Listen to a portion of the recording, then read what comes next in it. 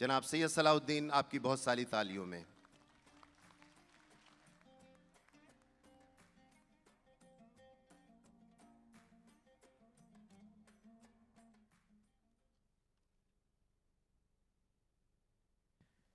इज़्ज़त माब जनाब नदीप सूरी साहब सफ़ीर हिंदुस्तान, नवदीप सूरी साहब सफ़ीर हिंदुस्तान,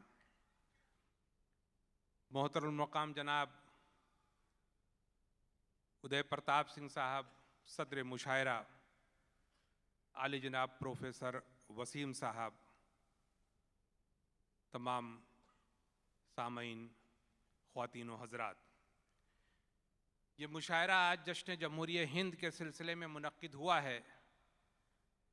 इसमें हिंदू, मुसलमान, सिख, ईसाई सबकी शिरकत ज़रूरी है। मुझे ये खुशी हो रही है आज देखकर कि इस ऑडिटोरियम में सभी लोग मौजूद हैं और सब मिलकर जश्न हिंदुस्तान ही नहीं, जश्न संविधान मना रहे हैं।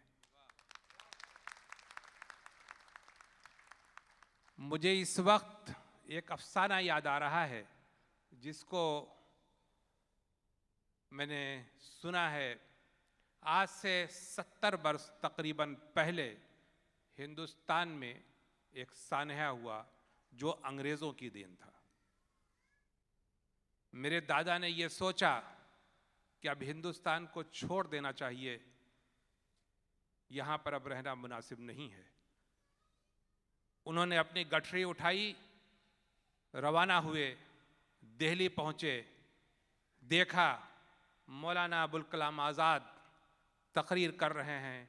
सुनो सुनो, किधर जा रहे हो, कहाँ जा रहे हो? यमुना तुम्हें आवाज़ दे रही है, तुम्हारे बुज़ुर्गों ने इससे वज़ू किया है, यहीं नमाज़ें पढ़ी हैं, कहाँ जा रहे हो? मेरे दादा वहाँ पर रुके, देखा एक 70 साल का बूढ़ा गुफ्तगू तो बहुत अच्छी कर रहा है, इस पर क्या ये अमल कर पाएगा? फिर वो आगे बढ़ जाते हैं। वहाँ देखते हैं गांधी जी खड़े हैं अपनी छड़ी के सहारे लाठी लिए हुए, पूछते हैं कहाँ जा रहे हो? ईश्वर अल्लाह तेरा नाम, सबको सम्मत दे भगवान। मेरे दादा रुक जाते हैं, फिर मुड़ के देखते हैं, सोचते हैं कि जो शख्स खुद अपने सहारे पर नहीं खड़ा हो सकता, क्या किसी को सहारा दे सकता है? फिर वो आगे बढ़ते हैं। आगे चलते हैं, देखा पंडित जवाहरलाल नेहरू खड़े हैं और फिर वही आवाज़ वो दे रहे हैं, रुको रुको, कहाँ जा रहे हो? ये देखो, ये देखो। मेरे दादा पूछते हैं ये क्या है? नेहरू जी कहते हैं ये संविधान है, ये संविधान है, ये तुम्हारी हिफाजत करेगा। मेरे दादा फिर पूछते हैं क्या लिखा है इसके अंदर? नेहरू जी कहते हैं सोशलिज्म, सेकुलरिज्म एंड डेमोक्रेसी। मेरे दादा अपनी गठरी वहीं रख देते हैं। जब तक संविधान रहेगा, सोशलिज्म, सेकुलरिज्म, डेमोक्रेसी रहेगी, हिंदुस्तान का कोई कुछ नहीं बिगाड़ सकता। मुखालिफ हवाएं आएंगी, चली जाएंगी। मुझे ये कहते हुए बहुत ही ज़्यादा खुशी हो रही है कि हमारे मुल्क में इस जमहूरियत को, इस कंपोजिट कल्चर के हामी कितने लोग हैं। हमारा तमाम वो इंटेलेक्चुअल, शोराई किराम, अदीब हजरात, साहित्यकार सब खड़े हो जाते हैं हिफाजत के लिए। मैं पूरी दुनिया में कहीं ऐसा नहीं है जहां पर दो नदियां मिलती हों। हमारे मुल्क में तो खुदा ने दो नदियों को मिलाकर ये बता दिया कि हिंदुस्तान वो मुल्क है जो प्रेम का है, मिलने का है, मिलने जुलने का है, प्यार मोहब्बत का है, एक दूसरे को गले लगाने का है। मुझे कहने दीजिए, अगर कोई आदमी हिंदुइज्म की व्याख्या करता है नफरत की, कोई आदमी इस्लाम की तशरीह करता है नफरत की, तो ना वो हिंदुइज्म है ना वो इस्लाम है। कोई मजहब कभी आपस में बैर करना नहीं सिखलाता, प्यार और मोहब्बत की बातें करता है। हमें इस बात का बहुत फ़ख्र है कि हम उस मुल्क के रहने वाले हैं जहाँ तहजीब ही तहजीब है। मुझे इस वक्त डॉक्टर जाकिर हुसैन का एक जुमला याद आ रहा है कभी तहजीबें नहीं टकराती, वहशतें टकराया करती हैं। मालूम यह हुआ कि दुनिया में जहाँ कहीं टकराव हो वो तहजीबों का नहीं है, वहशतों का है।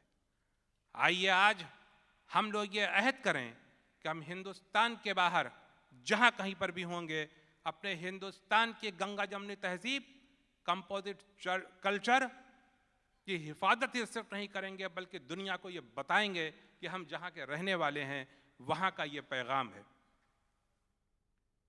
हमें ये खुशी हो रही है कि हजरत अमीर खुसरो से लेकर डॉक्टर उदय प्रताप सिंह और प्रोफेसर वसीम बरेलवी ने पूरी दुनिया में कहीं पर नफरत का एक शेर नहीं पढ़ा है, नफरत की कोई बात नहीं की है। हमने वो मंच सजाया है जो प्यार और मोहब्बत के सिर्फ बातें करे और हमारे मुल्क के बारे में ये बतलाए कि हमारा मुल्क क्या है, तहजीबों का मुल्क है, प्यार और मोहब्बत का मुल्क है। हमने थोड़ी देर पहले, मैं हिज एक्सेलेंसी से माफ़ी चाहूँगा अगर मेरी जानकारी में कुछ गलती हो, मैंने थोड़ी देर पहले सफ़ीर हिंदुस्तान नवदीप सिंह सूरी का इस्तकबाल किया था। इसमें कोई शक नहीं, वो हमारे मुल्क के यहाँ पर ताज हैं, हमारा वक़ार है, हमारी शान है। लेकिन आज मैं ये भी बताना चाहता हूँ कि ये हमारी खुशनसीबी रह रही है हिज एक्सेलेंसी कि हमारी इस कवि सम्मेलन और मुशायरों को सुनने के लिए सिर्फ दुनिया से लोग आए हैं। ना तो हमने उनको टिकट दिया है, ना हमने रहने की जगह नहीं दिया। या इसकी हमें शर्मिंदगी है, हम फखरिया नहीं बयान कर रहे हैं। अभी मैंने आपसे मिलाया, कनाडा से आए हैं आपके इस कार्यक्रम में शरीक होने के लिए और इसको सुनने के लिए।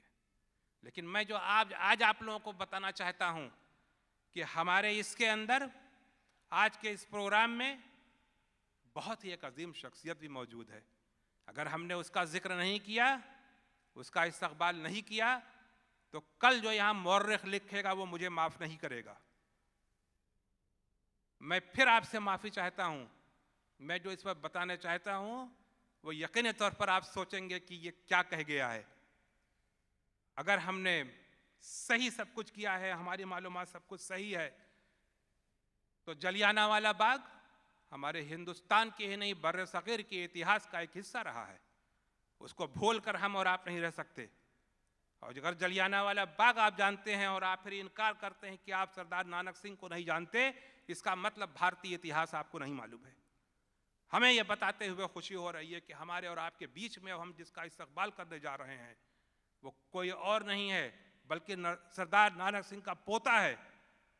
अब बहैसियत पोता आप फिर एक मरतबा इस्तकबाल कीजिए सरदार नवदीप सिंह सूरी साहब का।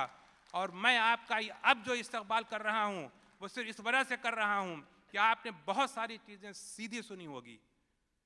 हमें ये मालूम है कि उन्होंने एक नज़्म लिखी थी, खूनी बैसाखी, क्योंकि वो उस दिन वहाँ पर, अब आप इस पर सोचने लगे कि ये सब इसको कहाँ से मालूम हो गया, आप मुस्कुरा रहे हैं।